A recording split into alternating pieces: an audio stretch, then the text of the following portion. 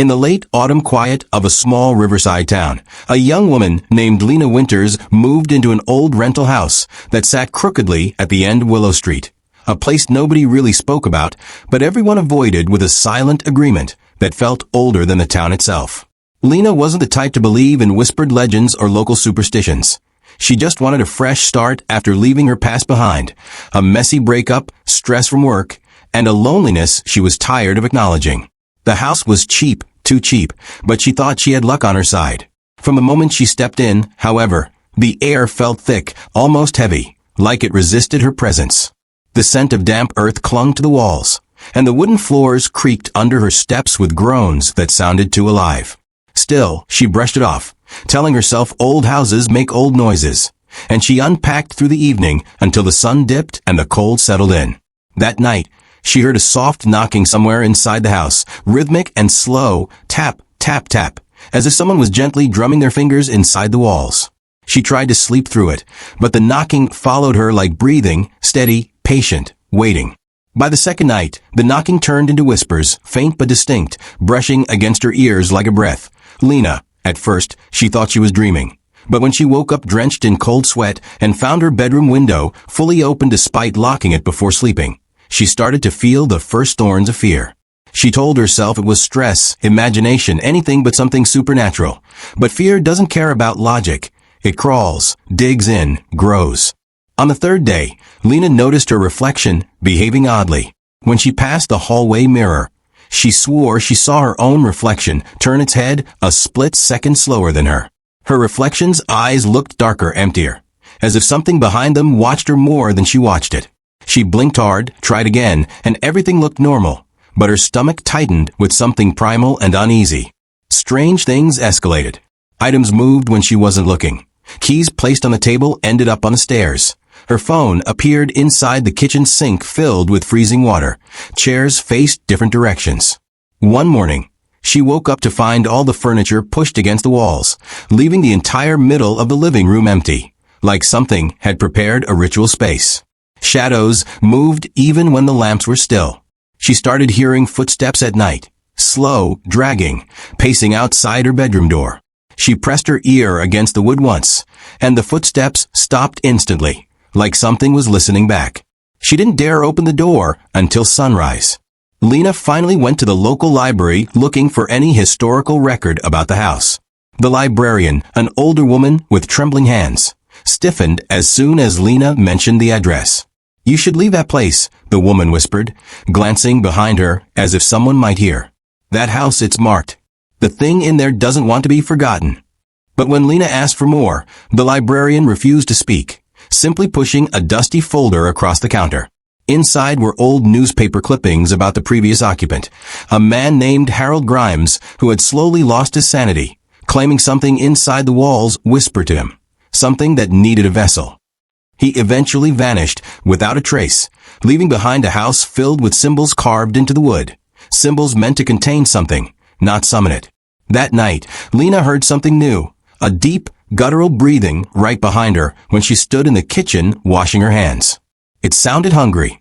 When she spun around, nothing was there, but the breathing didn't stop. It moved with her, like a shadow not bound to her body. She dropped the glass she held, and it shattered across the floor. At 3:17 a.m., she jolted awake to find herself standing in the hallway, though she had no memory of leaving her bed. Her reflection in the mirror across from her didn't move. It stared at her with pitch-black eyes and smiled, a long, unnatural smile that stretched too wide, too knowing. Lena screamed, but no sound came out. The house swallowed her voice like a forced silence. Her reflection mouthed a single word, "Mine." The possession began slowly. Lena felt herself losing time, hours missing from her day, bruises appearing on her arms in the shapes of fingers she didn't remember touching her, and a voice in her head whispering things she couldn't repeat. She found strange symbols carved into her own bedroom door, the same ones Harold had carved decades ago. She felt watched constantly, even when she closed her eyes. Especially when she closed her eyes. One evening, she woke up in the attic holding a rusted knife, her hands stained with old dirt. The attic smelled like decay, a hidden dampness, and she realized with shaking horror that footprints, muddy, bare footprints, not hers, circled her in a slow spiral around the attic floor. Something had walked with her. Something had guided her hands. Something had been waiting for her to break. The possession tightened its grip. Shadows stretched toward her like arms reaching.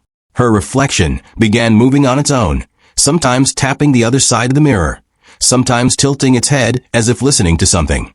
She started hearing a name over and over, a name she didn't know but felt deep in her bones, Ashalem. Every time she heard it, her chest tightened and her vision blurred. She tried to leave the house one morning, but the moment she touched the front door, a force slammed it shut so hard the glass cracked. The house wasn't letting her leave. She was the vessel. Now, with trembling desperation, she contacted a local historian who agreed to come after she begged him for help. When he entered the house, he immediately sensed the darkness, a spiritual heaviness that soaked through the walls. He explained that Ashalem was an ancient entity, one that didn't simply haunt, but consumed. It needed a host to survive, and once it chose one, the bond was nearly impossible to break. The historian tried performing a cleansing ritual, chanting old words in the living room where the furniture had been moved earlier, as if prepared for this moment. But the entity retaliated. Windows slammed shut. Lights flickered violently. A deep growl rumbled from the walls.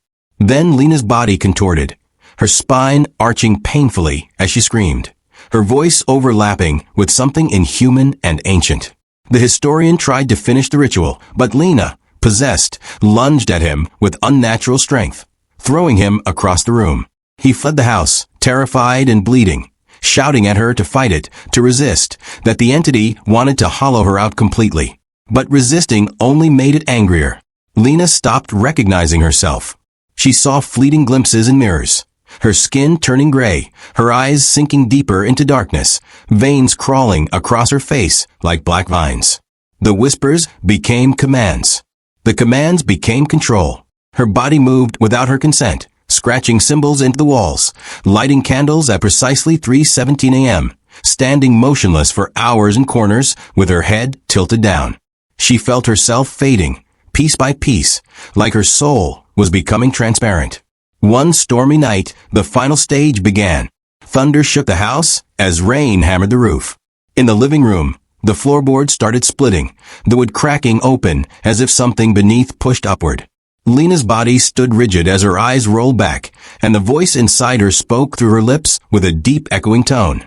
The vessel is ready. Shadows swirled around her like smoke, gathering, tightening, forming a shape with glowing eyes and a mouth that twisted unnaturally wide. Ashalem was emerging. But just before the entity could fully manifest, Lena, some small fragment of her consciousness, still fighting, grabbed the rusted knife from the attic floor and plunged it into her own arm, breaking the connection for a fraction of a second. The entity screeched, the house shaking violently. With every ounce of fading will, Lena crawled toward the cracked front door. A force dragged her back, nails tearing across the floorboards. She screamed a final time, her voice returning briefly, but her body froze mid-movement. Her head turned toward the hallway mirror, and in the reflection, she saw herself completely taken. Blackened eyes, twisted grin, her humanity extinguished. The last thing she ever felt was cold triumph from the entity as it finally claimed her. The next day, the house fell unnaturally silent. Lena was nowhere to be found. The police later marked it as another disappearance tied to the property, but nobody dared enter again. The house still stands abandoned, its windows dark and watching. And every night, neighbors swear they hear tapping on the walls, tap, tap, tap, like someone trapped inside, begging to be free or inviting the next soul inside.